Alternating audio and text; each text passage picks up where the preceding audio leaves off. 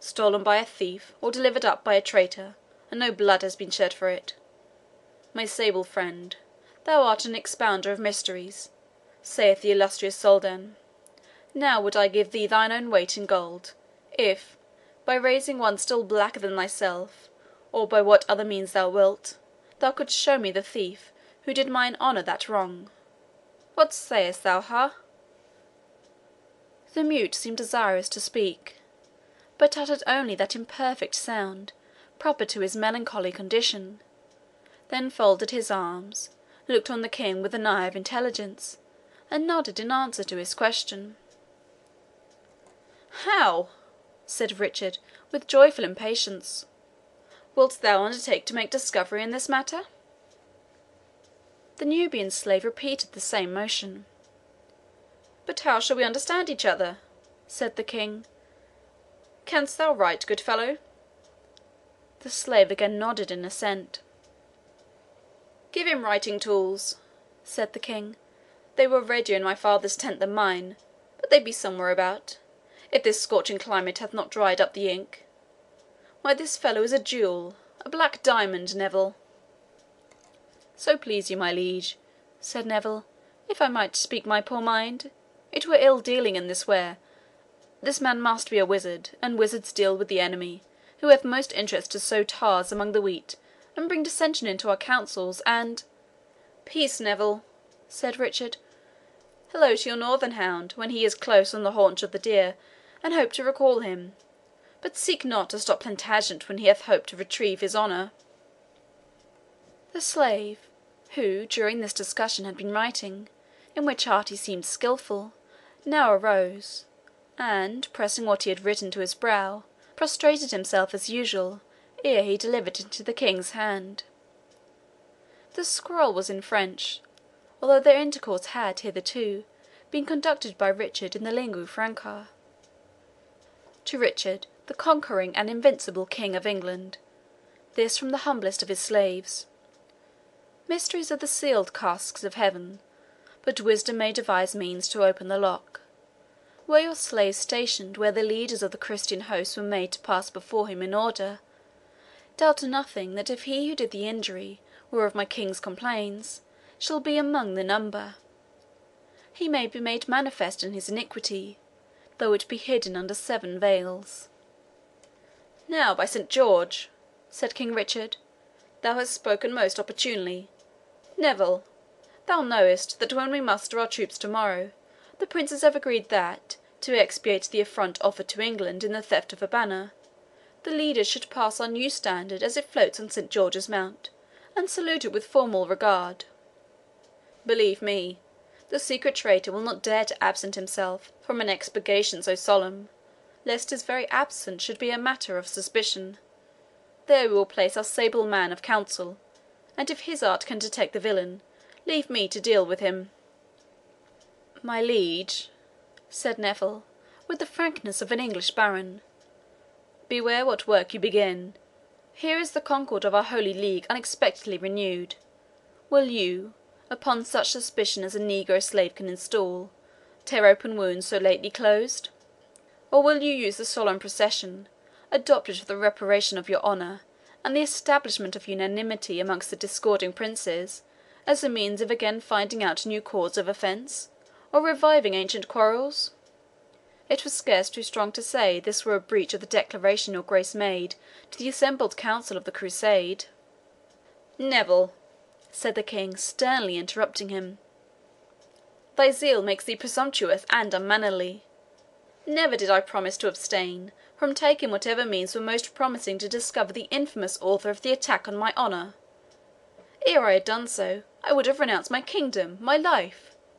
All my declarations were under this necessary and absolute qualification. Only, if Austria had stepped forth and owned the injury like a man, I proffered, for the sake of Christendom, to have forgiven him. But," continued the baron anxiously, "what hope that this juggling slave of Saladin will not palter with your Grace?" "Peace, Neville," said the King. "Thou thinkest thyself mighty wise, and art but a fool. Mind thou my charge touching this fellow. There is more in him than thy Westmoreland wit can fathom. And thou, smart and silent, prepare to perform the feat thou hast promised, and, by the word of a king, thou shalt choose thine own recompense. Lo, he writes again." The mute accordingly wrote and delivered to the king, with the same form as before, another slip of paper, containing these words: "The will of the king is the law to his slave, nor doth it become him to ask guerdon for discharge of his devoir." "Guerdon and devoir?" said the king, interrupting himself as he read, and speaking to Neville in the English tongue with some emphasis on the words. "These Eastern people will profit by the Crusaders. They are acquiring the language of chivalry. And see, Neville, how discomposed that fellow looks. Were it not for his colour, he would blush. I should not think it strange if he understood what I say. They are perilous linguists." "The poor slave cannot endure your Grace's eye," said Neville. "It is nothing more." "Well, but," continued the king, striking the paper with his finger as he proceeded, "this bold scroll proceeds to say that our trusty mute is charged with a message from Saladin to the Lady Edith Plantagenet, and craves means and opportunity to deliver it. What thinkest thou of a request so modest, ha, Neville?" "I cannot say," said Neville, "how such freedom may relish with your Grace, but the lease of the messenger's neck would be a short one, who should carry such a request to the Soldan on the part of your Majesty." "Nay, I thank heaven that I covet none of his sunburnt beauties," said Richard, "and for punishing this fellow for discharging his master's errand, and that when he has just saved my life, methinks it was something too summary. I'll tell thee, Neville, a secret, for although our sable and mute minister be present, he cannot, thou knowest, tell it over again, even he should chance to understand us. I'll tell thee that, for this fortnight past, I have been under a strange spell, and I would I were disenchanted.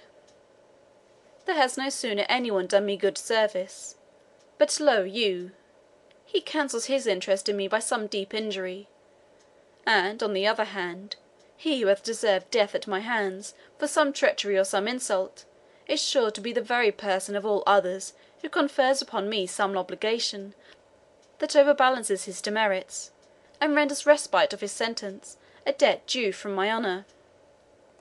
Thus, thou seest, I am deprived of the best part of my royal function, since I can neither punish men nor reward them.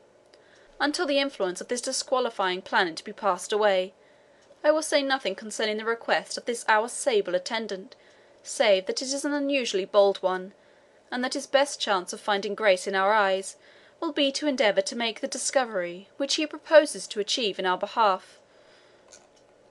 Meanwhile, Neville, do thou look well to him, and let him be honourably cared for. And hark thee once more," he said in a low whisper, "seek out yonder hermit of Engaddi, and bring him to me forthwith. Be he saint or savage, madman or sane, let me see him privately." Neville retired from the royal tent, signing to the Nubian to follow him, and, much surprised at what he had seen and heard, and especially at the unusual demeanour of the king. In general, no task was so easy as to discover Richard's immediate course of sentiment and feeling, though it might, in some cases, be difficult to calculate its duration, for no weathercock obeyed the changing wind more readily than the king his gusts of passion.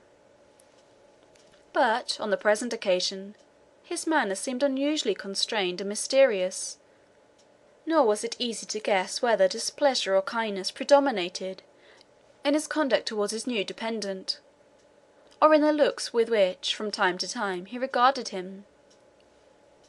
The ready service which the king had rendered to counteract the bad effects of the Nubian's wound might seem to balance the obligation conferred on him by the slave when he intercepted the blow of the assassin. But it seemed, as a much longer account remained to be arranged between them, that the monarch was doubtful whether the settlement might leave him, upon the whole, debit or creditor, and that therefore he assumed in the meantime a neutral demeanour which might suit with either character. As for the Nubian, by whatever means he had acquired